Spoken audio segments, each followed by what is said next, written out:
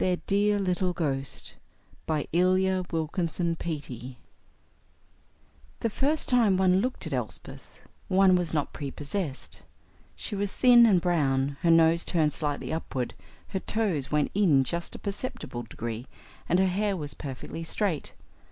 But when one looked longer, one perceived that she was a charming little creature. The straight hair was as fine as silk, and hung in funny little braids down her back. There was not a flaw in her soft brown skin, and her mouth was tender and shapely. But her particular charm lay in a look which she habitually had, of seeming to know curious things, such as not is allotted to ordinary persons to know. One felt tempted to say to her, "What are these beautiful things which you know, and of which others are ignorant? What is it you see with those wise and pellucid eyes? Why is it that everybody loves you?" Elspeth was my little godchild, and I knew her better than I knew any other child in the world.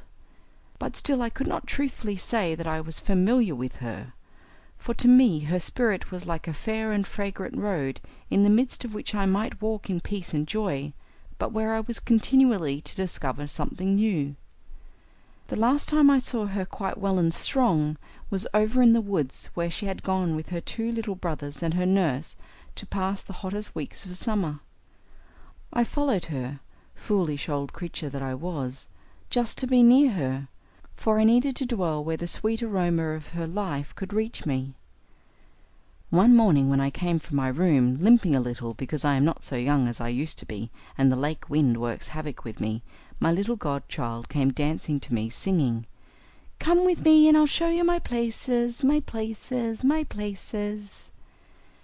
Miriam, when she chanted by the Red Sea, might have been more exultant, but she could not have been more bewitching. Of course I knew what places were, because I had once been a little girl myself, but unless you are acquainted with the real meaning of places, it would be useless to try to explain. Either you know places, or you do not, just as you understand the meaning of poetry, or you do not. There are things in the world which cannot be taught. Elspeth's two tiny brothers were present, and I took one by each hand and followed her. No sooner had we got out of doors in the woods than a sort of mystery fell upon the world and upon us. We were cautioned to move silently, and we did so, avoiding the crunching of dry twigs. "The fairies hate noise," whispered my little godchild, her eyes narrowing like a cat's.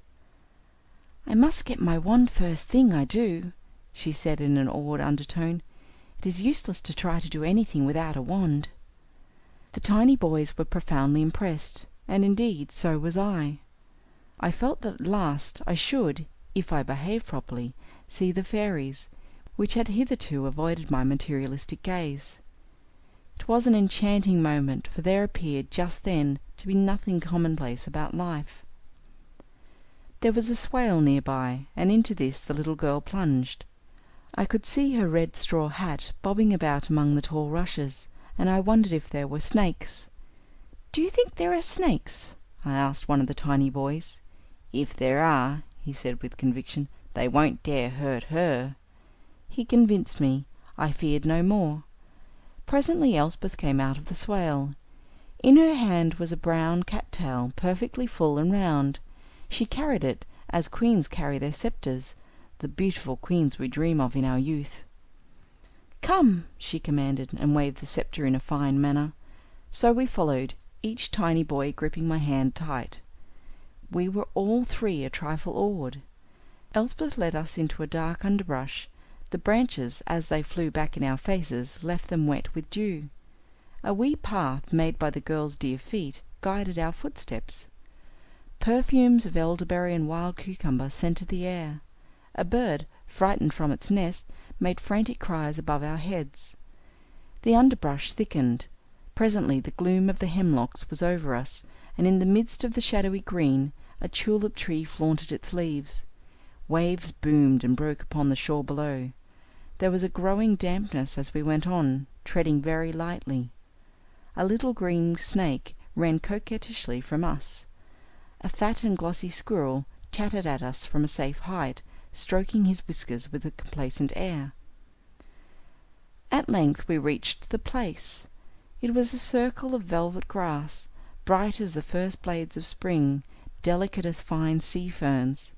The sunlight, falling down the shaft between the hemlocks, flooded it with softened light, and made the forest round about look like a deep purple velvet.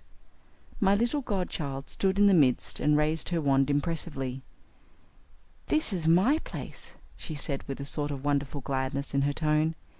"This is where I come to the fairy balls. Do you see them?" "See what?" whispered one tiny boy. "The fairies." There was a silence. The older boy pulled at my skirt. "Do you see them?" he asked, his voice trembling with expectancy. "Indeed," I said, "I fear I am too old and wicked to see fairies, and yet are their hats red?" "They are," laughed my little girl. "Their hats are red, and as small." She held up the pearly nail of her wee finger to give us the correct idea. "And their shoes, are they very pointed at the toes?" "Oh, very pointed." "And their garments are green?" "As green as grass." "And they blow little horns?" "The sweetest little horns." "I think I see them," I cried. "We think we see them too," said the tiny boys, laughing in perfect glee.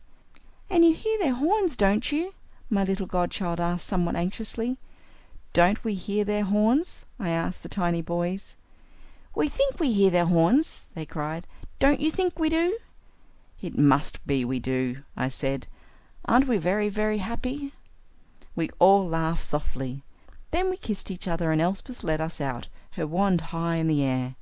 And so my feet found the lost path to Arcady.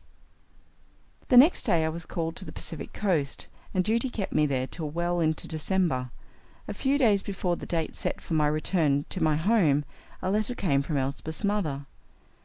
"Our little girl is gone into the unknown," she wrote. That unknown in which she seemed to be forever trying to pry. We knew she was going, and we told her. She was quite brave, but she begged us to try some way to keep her till after Christmas. "My presents are not finished yet," she made moan, "and I did so want to see what I was going to have. You can't have a very happy Christmas without me, I should think. Can you arrange to keep me somehow till after then?" We could not arrange, either with God in heaven or science upon earth, and she is gone. She was only my little godchild, and I am an old maid, with no business fretting over children, but it seemed as if the medium of light and beauty had been taken from me. Through this crystal soul I have perceived whatever was loveliest. However, what was, was. I returned to my home and took up a course of Egyptian history, and determined to concern myself with nothing this side the Ptolemies. Her mother has told me how, on Christmas Eve, as usual, she and Elspeth's father filled the stockings of the little ones, and hung them, where they had always hung them, by the fireplace.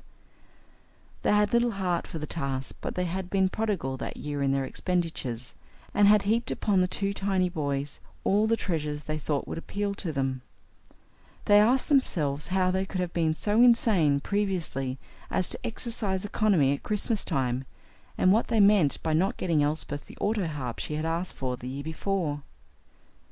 "And now," began her father, thinking of harps, but he could not complete this sentence, of course, and the two went on passionately and almost angrily with their task. There were 2 stockings and 2 piles of toys. 2 stockings only, and only 2 piles of toys. 2 is very little. They went away and left the darkened room, and after a time they slept, after a long time. Perhaps that was about the time the boys awoke, and putting on their little dressing gowns and bed slippers, made a dash for the room where the Christmas things were always placed. The older one carried a candle which gave out a feeble light. The other followed behind through the silent house. They were very impatient and eager, but when they reached the door of the sitting room they stopped, for they saw that another child was before them. It was a delicate little creature, sitting in her white nightgown, with 2 rumpled funny braids falling down her back, and she seemed to be weeping. As they watched she arose, and putting out one slender finger as a child does when she counts, she made sure over and over again, 3 sad times, that there were only 2 stockings and 2 piles of toys, only those and no more. The little figure looked so familiar that the boys started toward it, but just then, putting up her arm and bowing her face in it, as Elspeth had been used to do when she wept or was offended, the little thing glided away and went out. That's what the boys said. It went out as a candle goes out. They ran and woke their parents with the tale, and all the house was searched in a wonderment and disbelief and hope and tumult, but nothing was found. For nights they watched, but there was only the silent house, only the empty rooms. They told the boys they must have been mistaken, but the boys shook their heads. "We know our Elspeth," said they. "It was our Elspeth, crying 'cause she hadn't no stockings and no toys, and we would have given her all ours, only she went out, just went out." Alack! The next Christmas I helped with the little festival. It was none of my affair, but I asked to help, and they let me, and when we were all through there were 3 stockings and 3 piles of toys, and in the largest one was all the things that I could think of that my dear child would love. I locked the boys' chamber that night, and I slept on the divan in the parlour of the sitting-room. I slept but little, and the night was very still, so windless and white and still that I think I must have heard the slightest noise, yet I heard none. Had I been in my grave, I think my ears would not have remained more unsaluted. Yet when daylight came and I went to unlock the boys' bedchamber door, I saw that the stocking and all the treasures which I had bought for my little godchild were gone.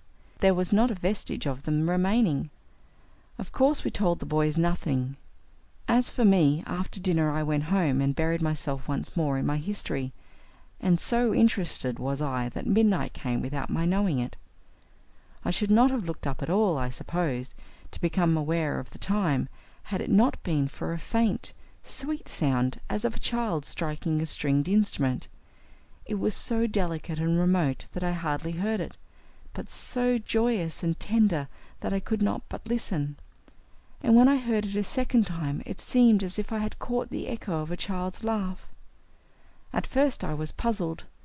Then I remembered the little auto-harp I had placed among the other things in the pile of vanished toys. I said aloud, "Farewell, dear little ghost. Go rest, rest in joy, dear little ghost. Farewell, farewell." That was years ago, but there has been silence since. Elspeth was always an obedient little thing. End of Their Dear Little Ghost. Recording by Linda Ferguson.